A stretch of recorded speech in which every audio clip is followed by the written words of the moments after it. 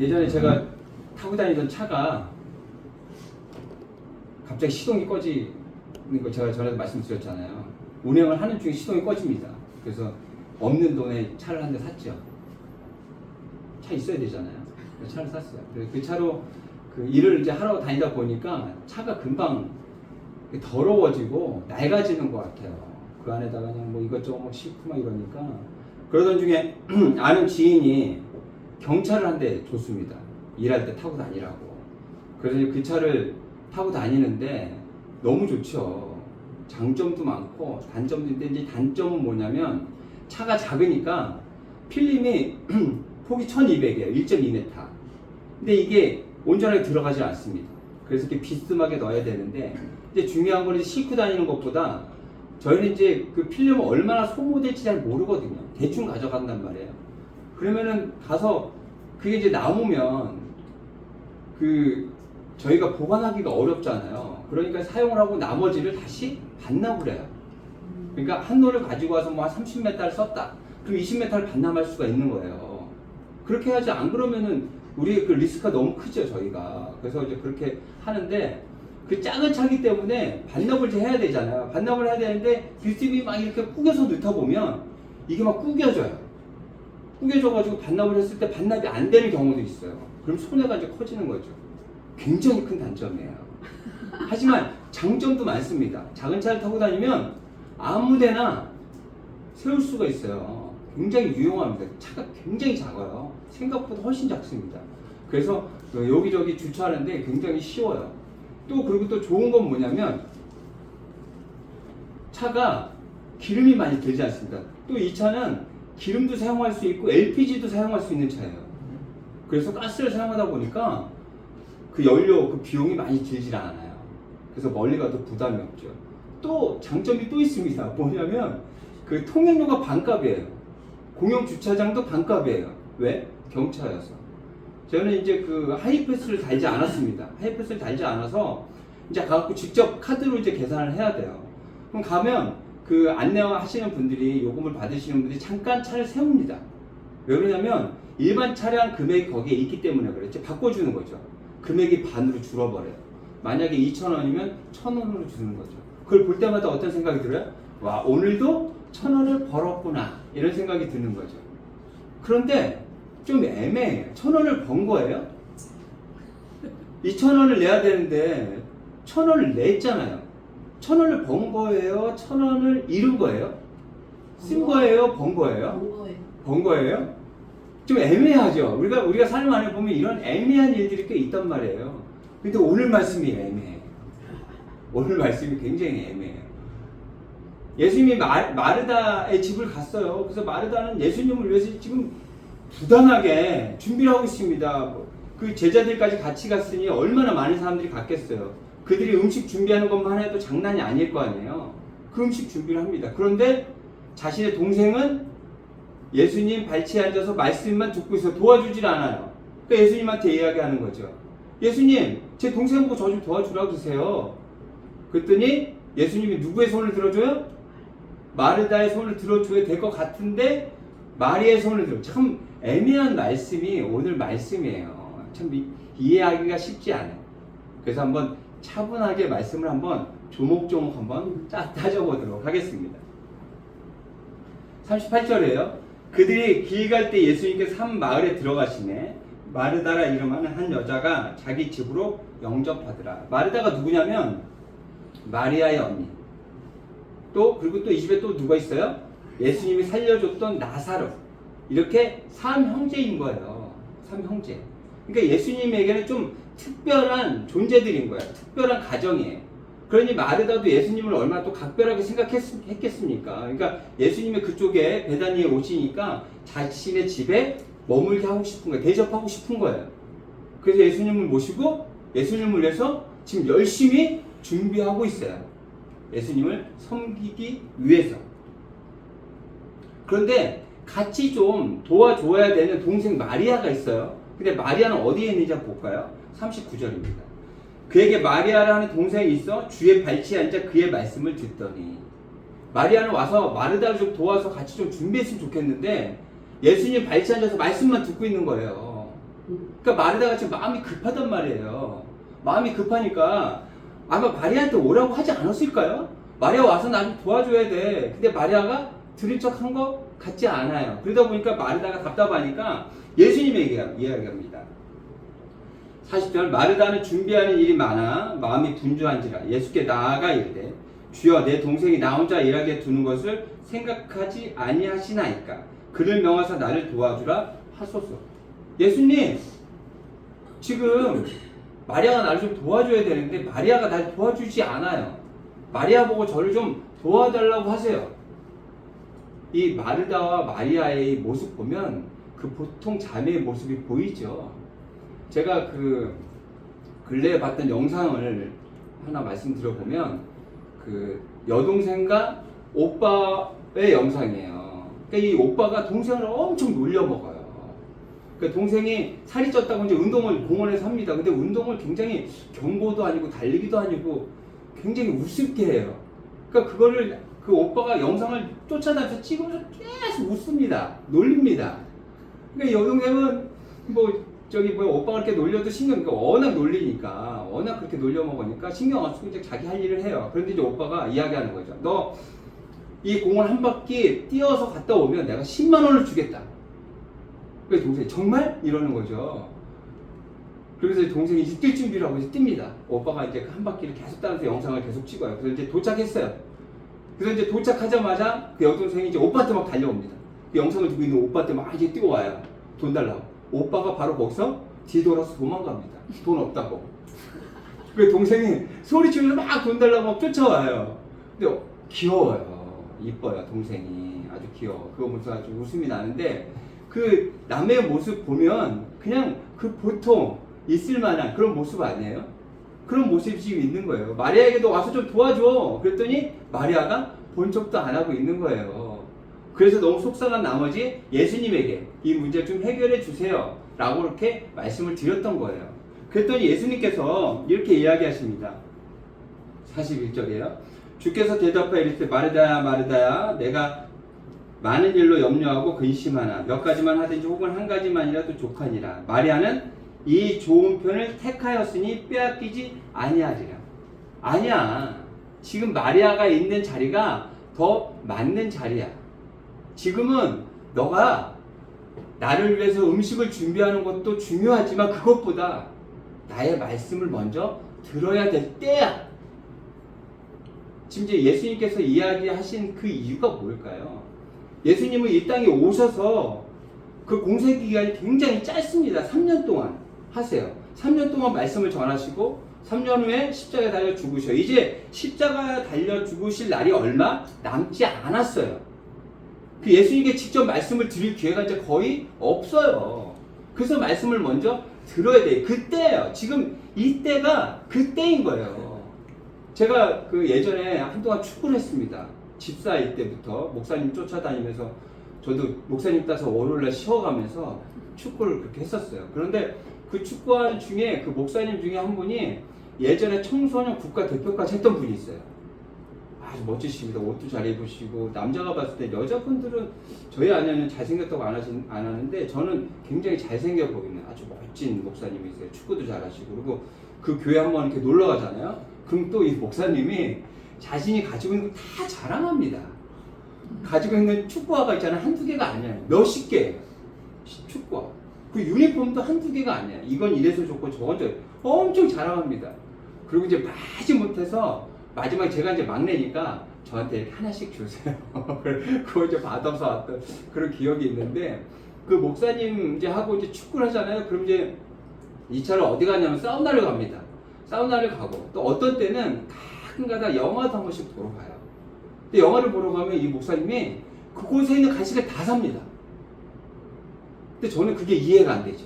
왜 그러면 저는 이제 그 공부를 할 때고 그리고 이제 그 하던 사업을 다 접었기 때문에 재정적으로 좀 어려울 때예요. 근데 그 극장 안에 그 안에서 사 먹는 그 간식들 사용되어지는 그런 것들은 비싸잖아요. 같은 것들을 밖에 나가서 영화를 보고 나가서 사면 반값이면 먹을 수 있는 거예요. 그래서 그 안에서는 사 먹지 않습니다. 근데 이 목사님은 거기에 있는 간식들을 전부 다 사는 거예요. 그래서 제가 목사님한테 얘기했죠. 목사님 여기 비싸요. 나가서 우리 영화 보고 나가서 먹죠. 그랬더니 목사님, 아니야. 이건 여기서 먹어야 되는 거야. 그래야 맛있는 거야. 다 때가 있는 거야. 그 얘기를 하시는 거예요. 그래서 저는 그때 그 얘기를 들으면서, 아, 그래. 돈이 없어서 그렇지. 또 그곳에서 먹어야 맛있는 그런 음식들이 있는 거지. 라는 걸 생각했었거든요. 우리가 그 휴게소 가면 그 휴게소 가면 꼭 먹어야 될 음식들 있잖아요. 꼭 그런 것처럼 지금 말씀을 꼭 들어야 할 때예요. 왜? 예수님께서 말씀을 전하실 날이 얼마 남지 않았기 때문에 그래요. 그 말씀을 들어야 되는데 지금 마르다는 거기에 집중을 하지 못해요. 그 이유가 뭐냐면 대접하는 거에 마음이 급한 거죠. 근데 여기서 이제 우리가 굉장히 중요한 거 하나를 볼 수 있어요. 지금 마르다가 예수님, 마리아 좀 빨리 와서 저 좀 도와주라고 그러세요. 그렇게 이야기할 때 마르다의 모습을 한번 우리가 볼 필요가 있어요. 어떤 모습일까요? 저 예수님을 위해서 이렇게 준비하고 있는데 저 안 쳐다봐 주시는 거예요? 제가 예수님을 위해서 얼마나 준비하고 있는데 저 좀 쳐다봐 주세요 하는 마르다의 모습이 있어요, 없어요? 그 모습이 있다니까요.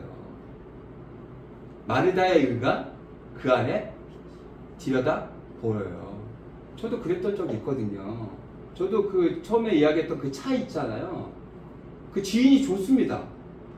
그냥 아무 조건 없이 그냥 줬어요. 그래서 그 준 그 지역에서 그거를 명의 변경하는데 경차나 명의 변경하는데 돈도 하나 들지 않습니다. 그 차를 제 명의로 바꾸고 가지고 오는데 10원도 안 들었어요. 그 남들이 이제 이야기를 합니다. 경찰 이야기하고 뭐 이렇게 얘기하다 보면 제가 일부러 꼭 얘기하는 게 있어요. 지인이 그냥 줬어요. 제가 그 지인을 자랑하고 싶어서 그 지인이 정말 좋은 사람이라고 이야기하는 부분도 있지만 그 안에 뭐가 숨겨져 있어요? 제가 지인에게 경찰을 공짜로 받을 만큼 나 괜찮은 사람이야. 아니 그 마음이 깔려 있는 거 아닐까요?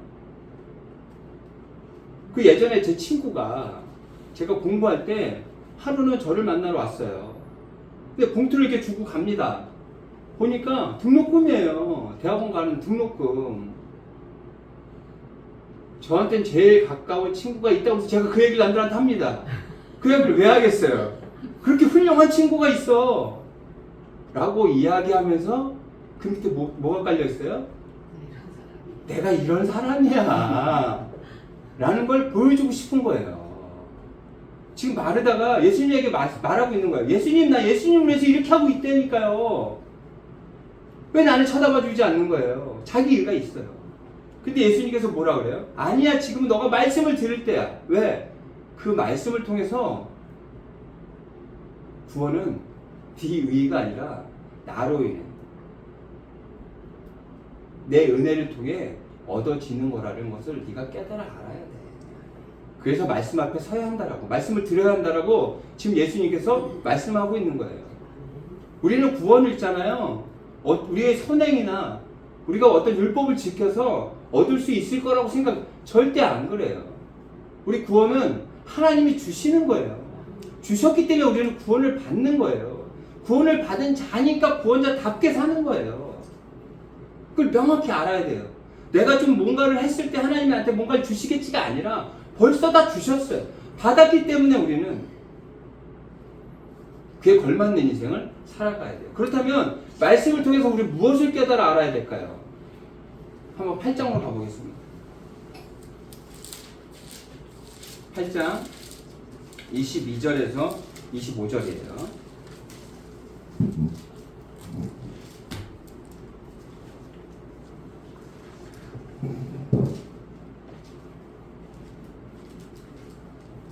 같이 읽어볼까요? 같이 한번 쭉 읽어보도록 하겠습니다. 시작.